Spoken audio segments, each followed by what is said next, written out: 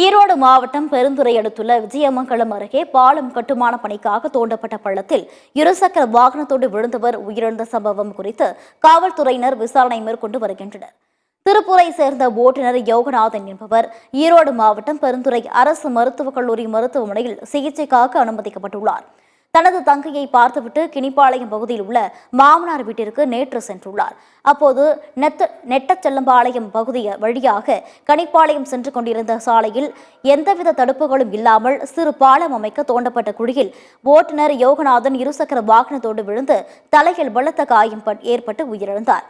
அவ்வழியாக சென்றவர்கள் அளித்த தகவலின் பெயரில் சம்பவ இடத்திற்கு வந்த காவல்துறையினர் யோகநாதனின் உடலை மீட்டு மருத்துவமனைக்கு அனுப்பி வைத்தனர்.